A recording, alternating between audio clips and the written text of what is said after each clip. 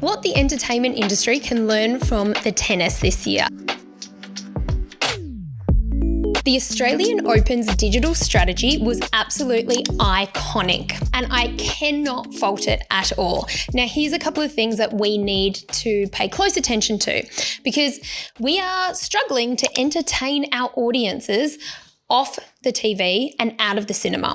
Now, that's a really big issue because we know that audiences want to be entertained. What the Australian Open did so well is they have a really strong YouTube presence. They have Australian Open TV where you can see highlights, watch games, clips. There's a lot of content on there. Now, this is the future of sport, and I'm happy to see the Australian Open really taking the lead here. I can't wait to see what's to come for their YouTube page, because this is ultimately where people will end up watching the tennis, and it really showed Channel 9 up, and I feel as though Channel 9 really struggled to stay relevant this year when broadcasting the tennis, and a lot of the audiences, particularly the young audiences, went straight to YouTube and TikTok. Now, their TikTok content was absolutely on point. I loved it. This is one of my favorite clips, taking the audience on the journey, showing them the behind the scenes. We know a lot of audiences are now in a discoverable mindset, so this is a way to educate and entertain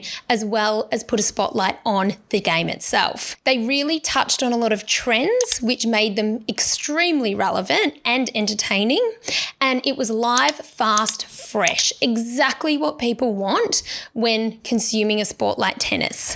If you haven't had a look at the Australian Open TikTok page, please do, because there's lots of great inspiration about how you can truly capture an audience. Also in sport, recently, Youngbloods, a TikTok series was released, and it is brilliant. I really love the way it's produced, and it is an example of how you can create content for online to help complement something else. Again, I highly recommend that you head over and have a look at this series, and we know that this is the future of sport, and sport is miles ahead compared to the entertainment industry. So I think we can learn a thing or two from their digital presence and having a digital strategy. Now, they will also be seeing the rewards of this in a couple of years, definitely, because that's where the audience are going to go. But more importantly, they'll be able to monetize it, and they will have brands on board.